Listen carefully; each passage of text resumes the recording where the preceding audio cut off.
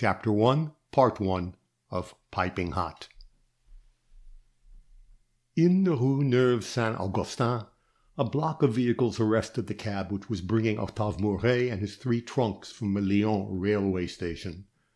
The young man lowered one of the windows, in spite of the already intense cold of that dull November afternoon.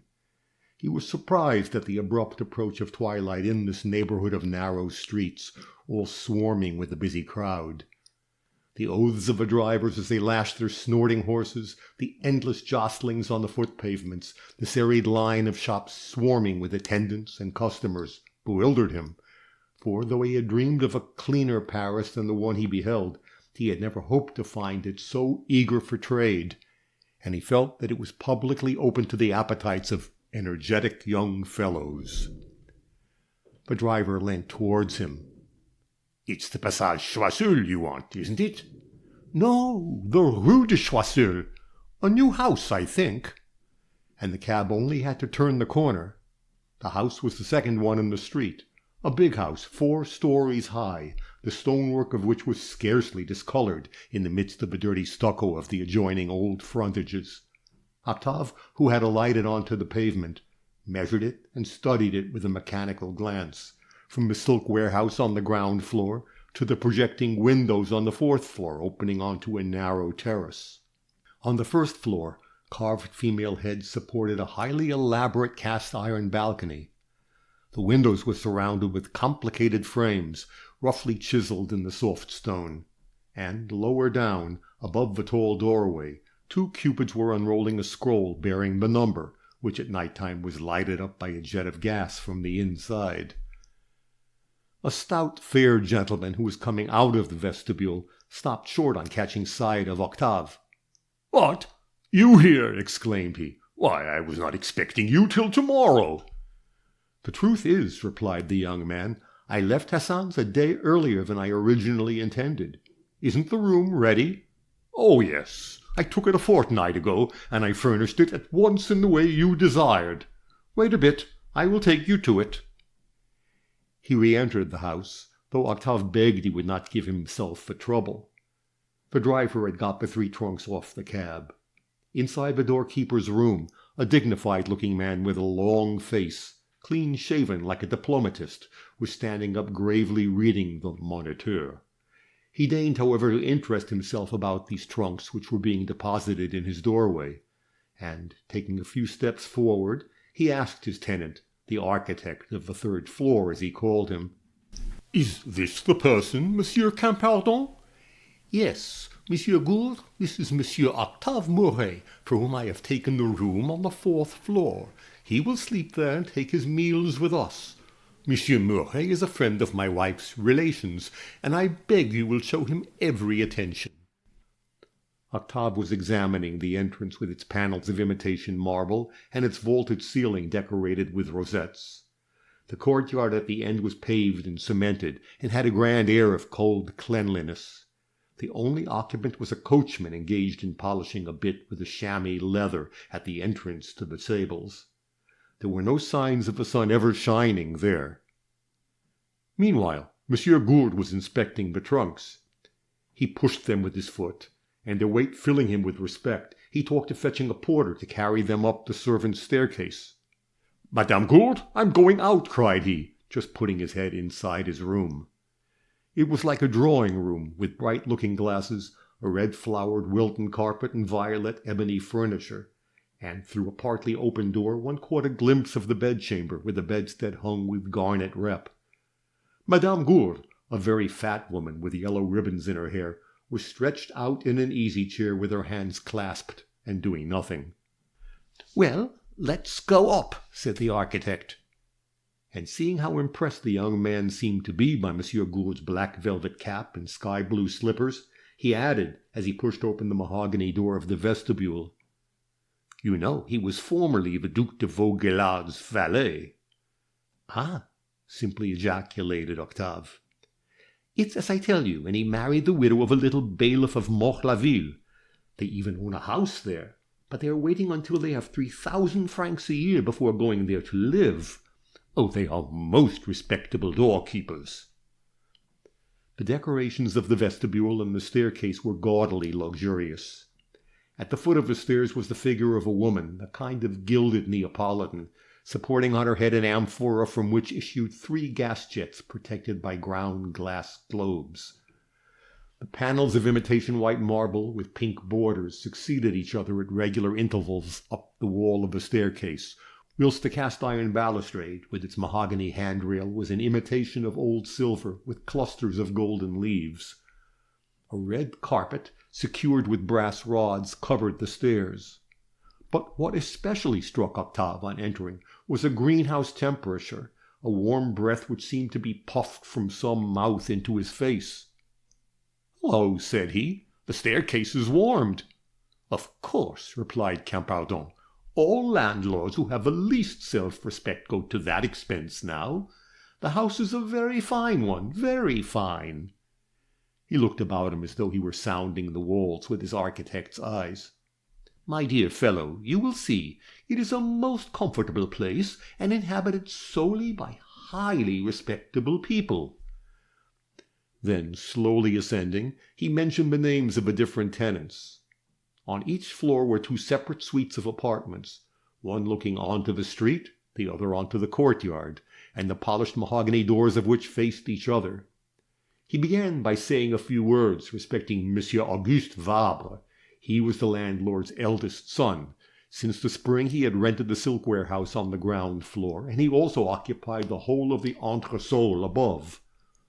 Then, on the first floor, the landlord's other son, Monsieur Théophile Vabre, and his wife, resided in the apartment overlooking the courtyard, and in the one overlooking the street lived the landlord himself, formerly a notary at Versailles, but who was now lodging with his son-in-law, Monsieur Duvernier, a judge at the Court of Appeal. "A fellow who is not yet 45, said Campardon, stopping short. "That's something remarkable, is it not?" He ascended 2 steps, and then suddenly turning round, he added, "Water and gas on every floor." Beneath the tall window on each landing, the panes of which, bordered with fretwork, lit up the staircase with a white light, was placed a narrow velvet-covered bench. The architect observed that elderly persons could sit down and rest. Then, as he passed the second floor without naming the tenants, "And there?" asked Octave, pointing to the door of the principal suite. "Oh, there," said he, "persons whom one never sees, whom no one knows. The house could well do without them. Blemishes, you know, ought to be found everywhere." He gave a little snort of contempt. "The gentleman writes books, I believe." But on the 3rd floor his smile of satisfaction reappeared. The apartments looking on to the courtyard were divided into 2 suites. They were occupied by Madame Jeuseur, a little woman who was most unhappy, and a very distinguished gentleman who had taken a room to which he came once a week on business matters. Whilst giving these particulars, Campardon opened the door on the other side of a landing. "And this is where I live," resumed he. "Wait a moment, I must get your key. We will first go up to your room. You can see my wife afterwards." During the 2 minutes he was left alone, Octave felt penetrated by the grave silence of the staircase. He leant over the balustrade, in the warm air which ascended from the vestibule. He raised his head, listening if any noise came from above. It was the death-like peacefulness of a middle-class drawing-room, carefully shut in and not admitting a breath from outside. Behind the beautiful shining mahogany doors there seemed to be unfathomable depths of respectability. "You will have some excellent neighbors," said Campardon, reappearing with the key. "On the street side there are the Josserins, quite a family, the father who is cashier at the St. Joseph Glass Works, and also 2 marriageable daughters. And next to you the Pichons. The husband is a clerk. They are not rolling in wealth, but they are educated people. Everything has to be let, has it not? Even in a house like this." From the 3rd landing, the red carpet ceased and was replaced by a simple grey holland. Octave's vanity was slightly ruffled. The staircase had, little by little, filled him with respect. He was deeply moved at inhabiting such a fine house as the architect termed it. As, following the ladder, he turned into the passage leading to his room, he caught sight through a partly open door of a young woman standing up before a cradle. She raised her head at the noise. She was fair, with clear and vacant eyes, and all he carried away was this very distinct look for the young woman, suddenly blushing, pushed the door to in the shamefaced way of a person taken by surprise. Camparton turned round to repeat, "Water and gas on every floor, my dear fellow." Then he pointed out a door which opened on to the servants' staircase. Their rooms were up above, and stopping at the end of the passage, he added, "Here we are at last." The room, which was square, pretty large, and hung with a grey wallpaper with blue flowers, was furnished very simply. Close to the alcove was a little dressing closet with just room enough to wash one's hands. Octave went straight to the window, which admitted a greenish light. Below was the courtyard, looking sad and clean, with its regular pavement and the shining brass tap of its cistern.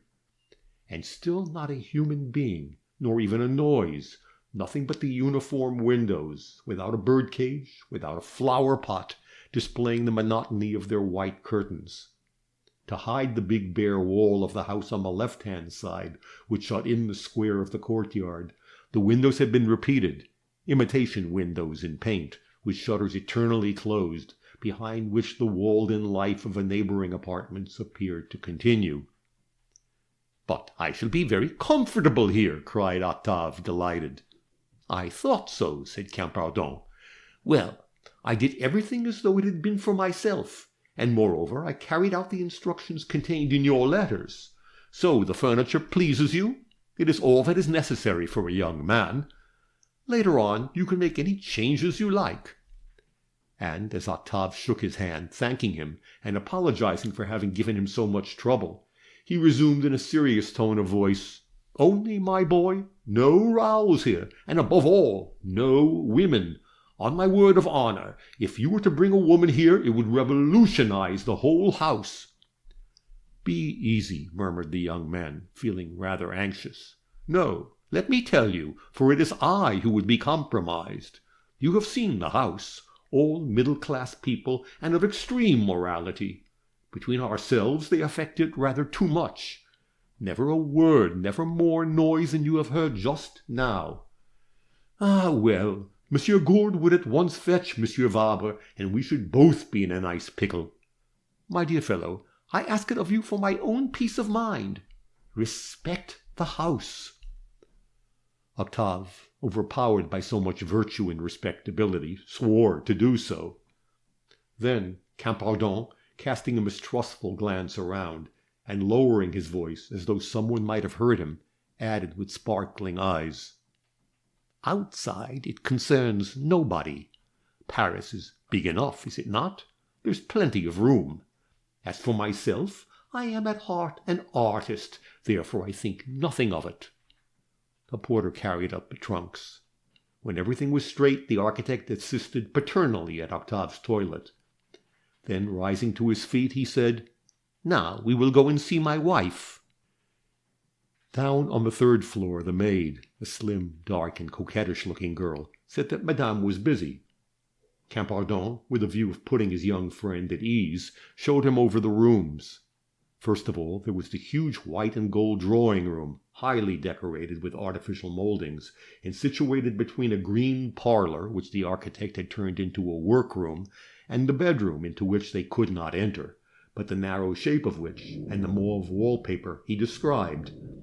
As he next ushered him into the dining-room, all in imitation wood, with an extraordinary complication of baguettes and coffers, Octave, enchanted, exclaimed, "It is very handsome." On the ceiling, 2 big cracks cut right through the coffers, and in a corner the paint had peeled off and displayed the plaster. "Yes, it creates an effect," slowly observed the architect, his eyes fixed on the ceiling. "You see, these kind of houses are built to create effect. Only the walls will not bear much looking into. It is not 12 years old yet, and it's already cracking. One builds the frontage of handsome stone, with a lot of sculpture about it. One gives 3 coats of varnish to the walls of the staircase. One paints and gilds the rooms, and all that flatters people and inspires respect. Oh, it is still solid. It will certainly last as long as we shall." He led him again across the anteroom, which was lighted by a window of ground glass. To the left, looking on to the courtyard, there was a second bedchamber where his daughter Angèle slept, and which, all in white, looked on this November afternoon as sad as a tomb. Then at the end of the passage came the kitchen, into which he insisted on conducting Octave, saying that it was necessary to see everything. "Walk in," repeated he, pushing open the door. A terrible uproar issued from it. In spite of the cold, the window was wide open. With their elbows on the rail, the dark maid and a fat cook, a dissolute-looking old party, were leaning out into the narrow well of an inner courtyard, which lighted the kitchens of each floor, placed opposite to each other. They were both yelling with their backs bent, whilst from the depths of this hole arose the sounds of vulgar voices, mingled with oaths and bursts of laughter. It was like the overflow of some sewer. All the domestics of the house were there, easing their minds. Octave's thoughts reverted to the peaceful majesty of the grand staircase. Just then the two women, warned by some instinct, turned round. They remained thunderstruck on beholding their master with a gentleman. There was a gentle whistle. Windows were shut, and all was once more as silent as death. "What is the matter, Lisa?" asked Campardon. "Sir," replied the maid, greatly excited, "it's that filthy Adèle again. She's thrown a rabbit's guts out of the window. You should speak to Monsieur Jusserand, sir." Campardon became very grave, anxious not to make any promise. He returned to his workroom, saying to Octave, "You have seen all. On each floor the rooms are arranged the same. I pay a rent of 2,500 francs, and on a third floor, too. Rents are rising every day. Monsieur Vabre must make about 22,000 francs a year from his house, and it will increase still more, for there is a question of opening a wide thoroughfare from the Place de la Bourse to the new Opera House. And he had the ground this is built upon almost for nothing 12 years ago, after that great fire caused by a druggist's servant." As they entered, Octave observed, hanging above a drawing-table, and in the full light from the window, a richly framed picture of a Virgin, displaying in her opened breast an enormous flaming heart. He could not repress a movement of surprise. He looked at Campardon, whom he had known to be a rather wild fellow at Plassans. "Ah, I forgot to tell you," resumed the latter, slightly coloring. "I have been appointed diocesan architect. Yes, at Évreux. Oh, a mere bagatelle as regards money, and all barely 2,000 francs a year. But there's scarcely anything to do, a journey now and again. For the rest, I have an inspector there. And you see it is a great deal, when one can print on one's cards, government architect. You can have no idea what an amount of work that procures me in the highest society." Whilst speaking, he looked at the Virgin with the flaming heart. "After all," continued he in a sudden fit of frankness, "I do not care a button for their paraphernalia." But on Octave bursting out laughing, the architect was seized with fear. Why confide in that young man? He gave a side glance, and putting on an air of compunction, he tried to smooth over what he had said. "I do not care, and yet I do care. Well, yes, I am becoming like that. You will see, my friend. When you've lived a little longer, you will do as everyone else." And he spoke of his 42 years, of the emptiness of life, posing for being very melancholy, which his robust health belied. In the artist's head which he had fashioned for himself, with flowing hair and beard trimmed in the Henri IV style, one found the flat skull and square jaw of a middle-class man of limited intelligence and voracious appetites. When younger, he had a fatiguing gaiety. Octave's eyes became fixed on a number of the Gazette de France, which was lying amongst some plans. Then Campardon, more and more ill at ease, rang for the maid to know if Madame was at length disengaged. Yes, the doctor was just leaving. Madame would be there directly. "Is Madame Campardon unwell?" asked the young man. No, she is the same as usual, said the architect, in a bored tone of voice. Ah, and what is the matter with her? Again embarrassed, he did not give a straightforward answer. You know, there's always something going wrong with women. She's been in this state for the last 13 years, ever since her confinement. Otherwise, she is as well as can be. You will even find her stouter. This ends Chapter 1, Part 1 of Piping Hot, Pope Will.